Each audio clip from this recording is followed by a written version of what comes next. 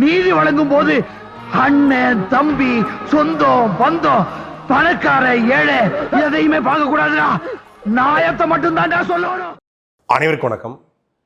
ஒட்டுமொத்தமான தமிழ்நாட்டினுடைய அரசியல் கட்சிகளும் நேற்று பெண்கள் தினத்தை கொண்டாடி கொண்டிருந்தாங்க.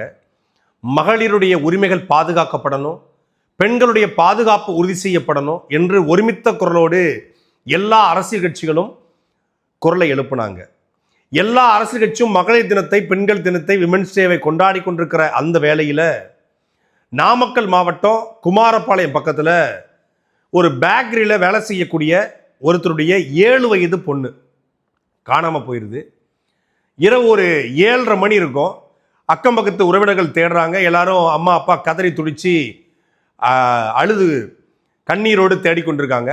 அப்போ அந்த பொண்ணு அழுது கொண்டே வருது. அந்த பொண்ணு தேடி இருந்தா 1/2 மணி நேரமாக காணணும். தேடினவங்களுக்கு அதிர்ச்சி. அந்த பொண்ணுடைய உடம்புல அங்கங்கே இரத்தக்கரைகள் இருக்கு. என்ன எதில் பிள்ளை ஏதோ விழுந்துச்சா, யாரும் தள்ளி விட்டாங்களா, இல்லை பைக்கில் எதுவும் மோதிருச்சா அப்படின்னு என்ன நடந்துச்சுன்னு தெரியல. அந்த குழந்தையை தூக்கி கொண்டு அழுது கொண்டு அந்த பிள்ளையை தூக்கி கொண்டு அரசு மருத்துவமனைக்கு ஓடுறாங்க. அரசு மருத்துவமனை அந்த பிள்ளைக்கு முதற்கட்டமாக, அந்த குழந்தைக்கு முதற்கட்டமாக மருத்துவர்கள் முதலுதவி சிகிச்சை அளிக்கிறாங்க. சிகிச்சை அளித்து முடிச்சுட்டு அவங்க அப்பாவை கூப்பிட்டு, பேக்கரியில் வேலை செய்யக்கூடிய அவங்க அப்பாவை கூப்பிட்டு, குழந்தைய எங்கே விட்டீங்க அப்படின்னு கேட்க, இல்லை நாங்கள் வீட்டுக்குள்ளே இருந்தோம், டிவி பார்த்துக்கிட்டு இருந்தோம், ஞாயிற்றுக்கிழமைனால குழந்தை வெளியே விளையாடிக்கிட்டு இருந்தா என்னச்சுன்னு தெரியல அப்படின்னு. உங்கள் குழந்தைய பாலியல் வன்கொடுமை பண்ணியிருக்காங்க அப்படின்னு அந்த மருத்துவர் சொல்லியிருக்காரு. அந்த அப்பாவுக்கு அந்த நேரத்தில் என்ன மாதிரியான உணர்ச்சிகள் இருந்து கூட கற்பனை பண்ணி கூட பார்க்க முடியாது. ஒரு 7 வயசு பிள்ளை, என் வீட்லேயும் 7 வயசு 8 வயசில் பிள்ளைகள் இருக்குது, பசங்க இருக்காங்க. ஒரு நகங்கடிக்கும் போது இப்படி தோல் உறிஞ்சிட்டா கூட பதறோம். சின்ன குழந்தையினுடைய நகத்தை கடிக்கும் போது தோல் உறிஞ்சிட்டா பதறோம்.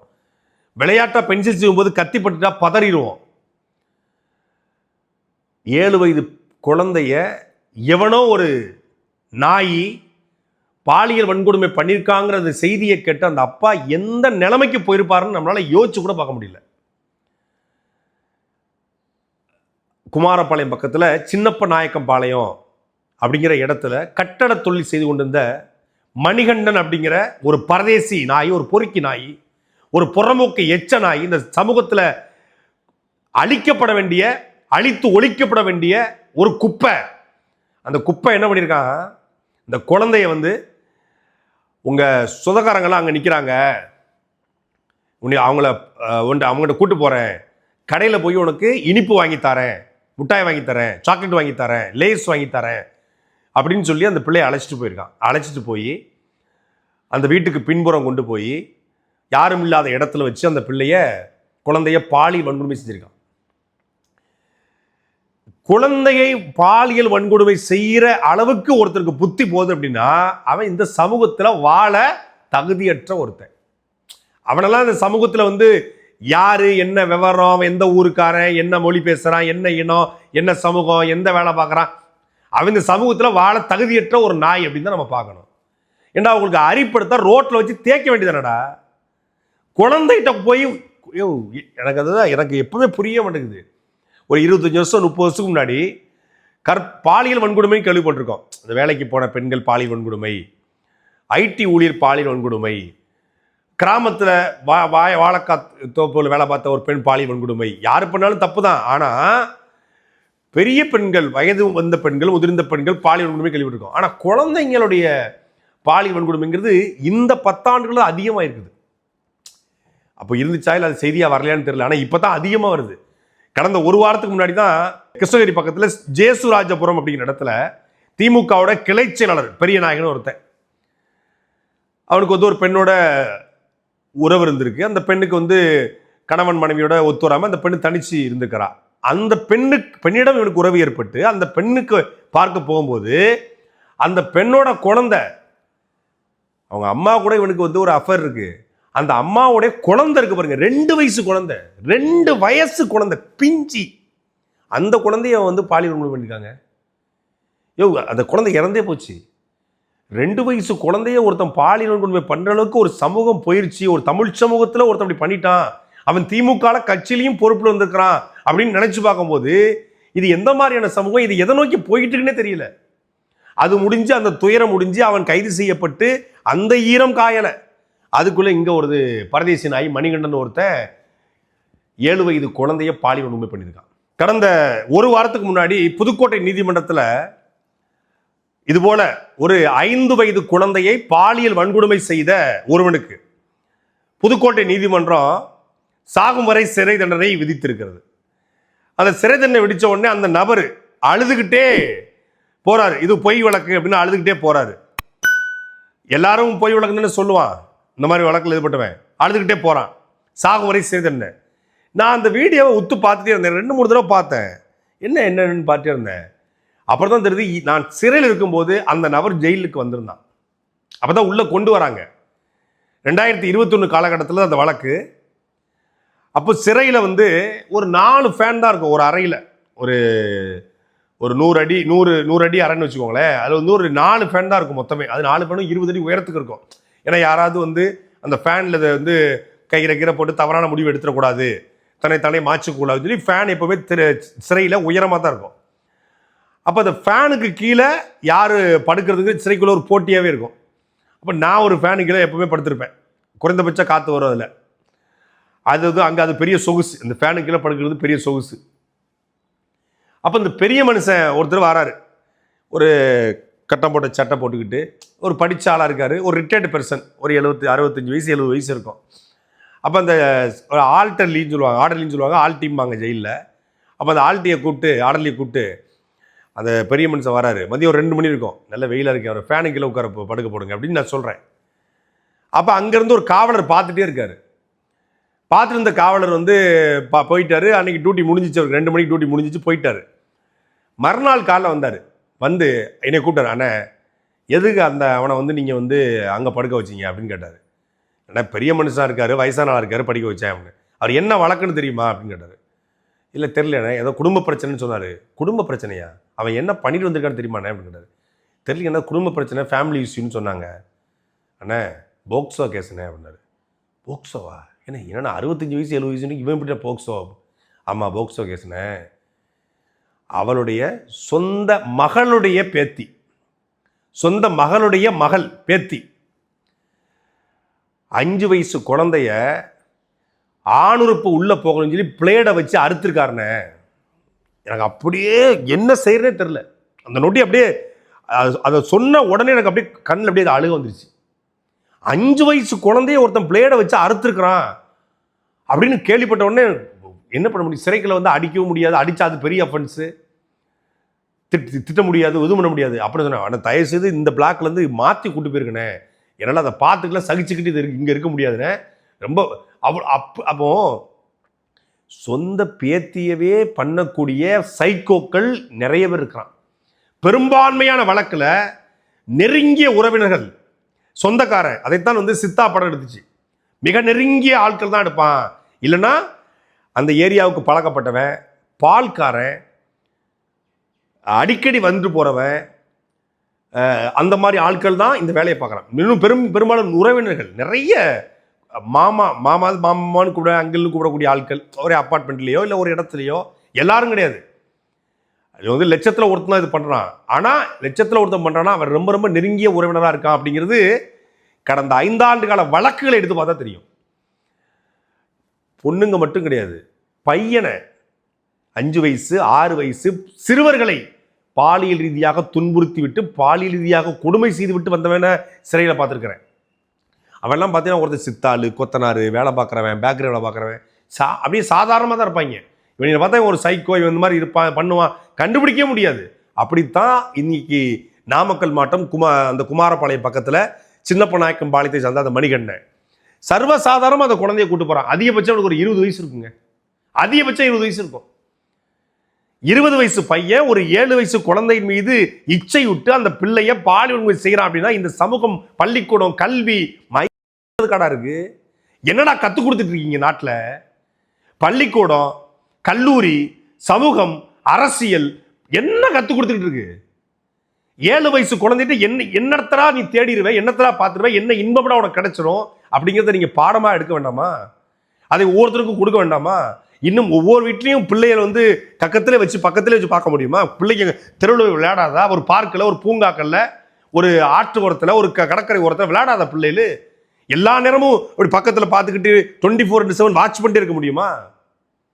அப்போ இது ஒட்டுமொத்தமாக சமூகம் மாறணும். இன்னும் இந்த மாதிரி குற்றங்களை ஈடுபடுற பாருங்க, இவனுக்கு கொடும் தண்டனை. நீ இந்தியாவுடைய அரசியலமைப்பு சட்டத்தை கூட மாத்து, தண்டனையை மாத்து, உடனே தூக்கு.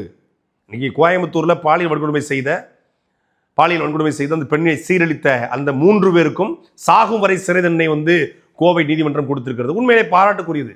எனக்கு தெரிஞ்சு சாகும் வரை சிறைங்கிறதே கம்மி. இவனெல்லாம் சாகிற வரைக்கும் ஜெயிலில் வச்சு இவனுக்கு சோறை போட்டு, இவனுக்கு வெல்ஃபேர் பார்த்து, இவனுக்கு சிறையில் புத்தகம் கொடுத்து, இவனுக்கு எண்ணெய் கொடுத்து, வாரத்துக்கு ஒரு முறை முட்டை கொடுத்து, பழம் கொடுத்து, சிக்கன் கொடுத்து, இந்த நாய் எதுக்கு ஜெயிலில் வளர்க்கணுங்கிறேன். இவனெல்லாம் தூக்கு. நீங்க வந்து எல்லாத்துக்கும் மரணம் தீர்வு கிடையாது. ஆனா இந்த மாதிரி நாய்களுக்கு மரணத்தை தவிர வேற எதுவுமே தீர்வு கிடையாது. ஏன்னா இவனை எல்லாம் நீங்க ஜெயில போட்டு, அதுக்கு பாராவுக்கு ஒரு காவலரை போட்டு, அவனை வந்து கேட்டு கூட்டு வந்து அவனுக்கு மனு பார்க்க நாளர் வந்து இவனுக்கு மனு பொருளை வாங்கி கொண்டு கொடுத்து, அதுக்கப்புறம் அவனுக்கு வாய்தாவுக்கு கோர்ட்டு கூட்டு வர ஏஆர் போலீஸ், இவனுக்கு பாதுகாப்பு, இவனுக்கு செலவு, மக்களுடைய வரிப்பணத்தில் இந்த மாதிரி பெண்களை, குழந்தைகளை பாலியல் வன்கொடுமை செஞ்சவனுக்கு எதுக்கு நீங்கள் செலவு பண்ணணும்? ஒரு நாளைக்கு 130 ரூபாயா? இந்த நாயெல்லாம் 125-30 வருஷம் கெழுது மாதிரி வாழும். ஒரு நாளைக்கு 130, வருஷத்துக்கு எவ்வளோ ஆச்சு? அதுவே கிட்டத்தட்ட பல ஆயிரம் வந்துடும். வாழணுங்க பல லட்சம் வந்துடும். எங்கள் வரிப்பணத்தில் இந்த நாய்களுக்கு எதுக்கு செலவு பண்ணணுங்கிறேன். நீங்க யாரையே தூக்குறீங்க, என்கவுண்டர் எதுக்கும் தீர்வு கிடையாது. ஆனா சட்டத்தின்படி, நீதிமன்றத்தின்படி இவனுக்கெல்லாம் கடும் தண்டனை, உடனடியா தூக்கு. துபாய் போன்ற அரபு நாடுகள்ல, ஈரான் போன்ற நாடுகள்ல தண்டனை இருக்கு. அதனால அந்த விகிதாச்சார அடிப்படையில் பாலியல் வன்கொடுமை, பாலியல் சீண்டல், பாலியல் பலாத்காரம் எண்ணிக்கை குறைவா இருக்கு. மிக மிக சொற்பத்தில் இருக்கு, பார்க்க முடியல. குழந்தைய தொட்டானா தூக்குறா, ஒரே நாள் தான் தூக்குறான்றான். தெரிஞ்சிருச்சுல, இவன் தான் எவிடன்ஸ் இருக்குல்ல, ஆதாரம் இருக்குல்ல, குற்றத்துக்கு பத்திரிக்கை போடுங்க, ட்ரையலை தூக்குங்க, நடத்துங்க, 90 நாட்கள் தூக்கி போடுங்க. ஒரு 10 பேர், ஒரு 100 பேர் இந்த போக்சோ கேஸ்ல குழந்தைய தொட்டவன், பெண்ணை தொட்டவன் தூக்குங்க. பாகவலி படத்தை வர்ற மாதிரி பெண்களை தொட்டால் வெட்ட வேண்டியது கைகளை தலைகள்ங்கிற மாதிரி தூக்குங்க. சட்டத்தின் மூலமாக தூக்குங்க. குறைதல் பாருங்க. எல்லா குற்றத்திற்கும் தண்டனைகள் அதிகமான மட்டும்தான் குற்றம் குறையும். பெண்ணை வந்து சீண்டினால் 5 ஆண்டு, பெண்ணை பின்தொடர்ந்தால் 10 ஆண்டு, அதெல்லாம் அவனுக்கு பத்தாது. அவன் ஏதாவது சட்டத்தின் ஓட்ட வழியே தப்பிச்சு வெளியே வந்துடுவான். இவனுக்கும் வாதாடுக்கு லாயர் இருப்பான், இவனுக்கும் மனு பார்க்க குடும்பம் இருக்கும், இவனுக்கும் பொண்டாட்டி பிள்ளைலாம் இருக்கும் வந்து பார்க்கும். அவங்க அப்பா அம்மா என்ன பண்ணி, ஒரு 6 வயது குழந்தை ஹாரினி என்கிற அந்த பாப்பாவை வந்து பாலியல் வன்கொடுமை செஞ்சு சென்னையை சேர்ந்த ஒருத்தன் தஸ்வந்த், அது ஒரு பேர், உச்ச நீதிமன்றத்தில் போய் வெளியே வந்துட்டாங்க. அவன் 7 வருஷம் வெளியே வந்துட்டான். இன்னைக்கு சொகுசா கெழுறு மாதிரி சென்னையில தெரிஞ்சுக்கிட்டு இருக்கான். அப்ப அந்த குழந்தையோட நீதி, குழந்தைய வந்து பாலியல் வன்கொடுமை செய்து எரிச்சு கொண்டுட்டான். சாட்சி இல்லை, நிரூபிக்க தவறிவிட்டது காவல்துறை என்று உச்ச நீதிமன்றம் விடுதலை செய்கிறது. அப்புறம் எப்படிங்க வந்து குழந்தைய தொடுவதற்கு பயம் இல்லாம போகும்? குழந்தைய தொட்டா பயம் வரணும்ல. ஐயோ, அந்த தஸ்வந்தில் தூக்குல போட்ட மாதிரி நம்மளை போட்டுருவாங்க. குழந்தைய தொட்டா அரசு கடுமையை நடவடிக்கை எடுக்கிற பயமே இல்லாம போச்சே. ஏன்னா ஏற்கனவே பண்ண போற வெளியே திடுறான், போக்சோ சாதாரணமா வெளியே வந்துடுறான். அப்ப எப்படி பயம் வரும்? அப்ப நீங்க தண்டனைகளை உடனடியாக அமுல்படுத்த வேண்டிய தேவை ஏற்படுது. நீங்க சாத்தாங்குளத்தில் கொலை பண்ணா 5-6 வருஷம் வச்சிருக்கிறது, போலீஸ் கஸ்டடியா 7-8 வருஷம் வச்சிருக்கிறது. இப்போ சாத்தான்குளத்தில் பண்ணவனுக்கு நீங்க பண்ணியிருந்தீங்கன்னா, இன்னைக்கு மானாமதுரையில் நேற்று ஒரு லாக்அப் டெத் நடந்திருக்கு. ஒரு கத்தியை காட்டி யாரையும் மிரட்டி குத்தியதாக ஒரு வழக்கில் இப்படிப்பட்ட மானாமதுரையை சார்ந்த ஒரு பட்டியல் சமூகத்தை சார்ந்த ஒரு இளைஞன் காவல் நிலையத்தில் வைத்து அடித்தே கொலை செய்யப்பட்டிருக்காங்க. எப்படி அஜித்குமார் அடித்து கொலை செய்யப்பட்டாரோ, அஜித்குமாருக்கு எந்த தப்பு பண்ணல, இவர் ஒரு குற்ற சுமத்தப்பட்ட ஒருத்தர், அவர் வந்து அடித்து கொலை செய்யப்பட்டிருக்காரு. அப்ப ஏற்கனவே இப்படி தண்டனை கொடுக்கப்பட்டிருந்துச்சுன்னா இங்க வராது. அதே போல அந்த வழக்கில், சாத்தான்குளத்து வழக்கில் ஒருத்தருக்கு பெயில் கொடுக்கப்படுது. ஸ்ரீதர் இன்ஸ்பெக்டருக்கு பெயில் வழங்குறாரு. அப்ப நீங்க தண்டனையை அதிகப்படுத்தாம தண்டனையை உடனடியாக கொடுக்காம இருந்தால் தொடர்ச்சியா நடக்கும். நீங்க தக்கலையில் நாம் தமிழ் கட்சியுடைய பொறுப்பாளர் சேவியர்குமார், உடனடியாக அவர் வந்து அவரை கொலை செய்தவர்கள் 20 நாள்ல வெளியே வாரான். நீங்க கொலை செஞ்ச ஒருத்தருக்கு தண்டனையை கொடுத்துட்டீங்கன்னா நீங்க தமிழ்நாடு முழுக்க இப்படி கொலை நடக்குமா? இதே இன்னைக்கு நம்ம பேசிட்டு இருக்க வேளையில சென்னையில இரட்டை கொலை, 2 பேருமே குற்றப்பின்னணி கொண்டவர்கள். அது 2 பேரும் குற்றப்பின்னணி கொண்ட 2 பேரையும், ஆறுமுகம், சதீஷ் 2 பேரையும் 8 பேர் சேர்ந்து சென்னை முடிச்சூர் பகுதியில் கடுமையான முறையில் வெட்டி வீழ்த்திருக்காங்க. 2 பேர்ல ஒருத்தருக்கு 20 வயசு, ஒருத்தருக்கு 17 வயசு. இவனும் குற்றவாளி, வெற்றவனும் குற்றவாளி. பழிக்கு பழி தான் நடந்திருக்கு இந்த கொலை. பழிக்கு பழி நடந்திருந்தாலும் வயசை பார்த்தா 20 வயசு 17 வயசு. 20 வயசுல அவனுக்கு ஒரு பகை இருந்திருக்கு அப்படின்னா அந்த அவன் எத்தனை வயசுல அந்த பகை தொடங்கியிருக்கும்? ஒரு 50 வயசு ஆளுங்க ஏற்கனவே 10-20 வயசுல கொலை பண்ணாரு, அவங்க அப்பா வெட்டினாரு, அதனால பையன் கொண்டுட்டான்னா சரி ஒரு பழிக்கு பழின்னு சொல்லலாம். 20 வயசு தான் ஆகுது, அவனுக்கு பழிக்கு பழி, அவனுக்கு ஒரு பகை இருந்திருக்கு, அந்த பகைக்கு அவனை பழி வாங்க ஒரு கூட்டம் துரத்திருக்கு, அவனை கொல்லப்பட்டிருக்கான். அப்ப 20 வயசுக்குள்ள தமிழ்நாட்டில் பல இளைஞர்கள் குற்றவாளியாக மாறிட்டாங்களா? சமூகமே குற்ற சமூகம் மாறிக்கிட்டு இருக்கா?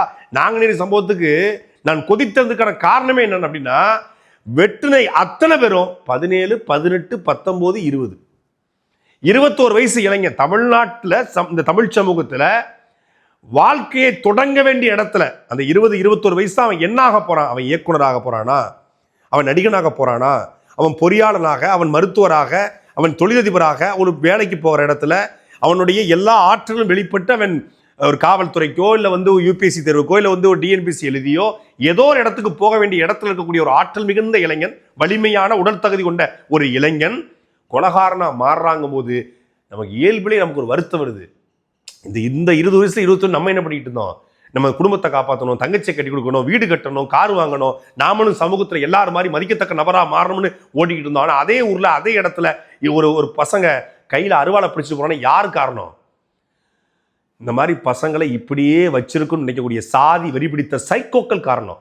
அங்க ஒரு பக்கம் சாதி வெறி பிடித்த சைக்கோக்கள், சாதியை வச்சு பிழைக்கக்கூடிய, சாதியை வச்சு அற்பத்தனமாக தான் வாழணும், இந்த இளைஞர்களோ இந்த சமூகம் நாசமா போகட்டும் நினைக்கக்கூடிய இந்த சாதி வெறி பிடித்த சைக்கோக்கள் எப்படி அந்த இளைஞர்களை நாசமாக்குதோ அப்படி இன்னைக்கு ஒரு பக்கம் ஒரு பெரிய கூலிப்படை கூட்டம் உருவாகிருக்கிறது. அந்த கூலிப்படை கூட்டத்தை வைத்து ஒரு கூட்டம் வாழ்ந்து கொண்டிருக்கிறது. அப்ப இவை எல்லாத்துக்குமான தீர்வு என்னன்னா கடுமையான தண்டனை நடந்தால் மட்டும்தான் இது குறைக்கப்படும். இல்லைன்னா 20 வயசு 21 வயசு போக்சோல போறான், 20, 21 கொலை பண்றான், 20, 21 வயசு பையன் கொலகாரனா மாதிரி சிறையில வாடுறான்.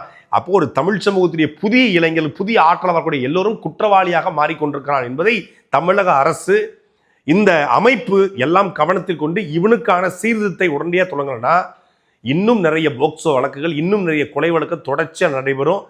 இந்த மாதிரியான குற்றப்பின்னி கொண்டவர்களுக்கு உடனடியான தண்டனையும், இனிமேல் குற்றவாளி உருவாகாத ஒரு சமூகத்தை உருவாக்குற வேலையில எல்லாரும் சேர்ந்து உழைப்பது மட்டும்தான் இதுக்கான ஒரே தீர்வா இருக்கும். உண்மையிலே அந்த 7 வயது குழந்தையை இன்னைக்கு பாலியல் வன்கொடுமை செய்து பாதிக்கப்பட்டிருக்க அந்த குடும்பத்தாருக்கு நம்முடைய வருத்தம். இதிலிருந்து அந்த குழந்தையும் அந்த குடும்பத்தாரும் மீண்டு வர வேண்டும். சாட்டை எடுத்து நாட்டை திருத்து.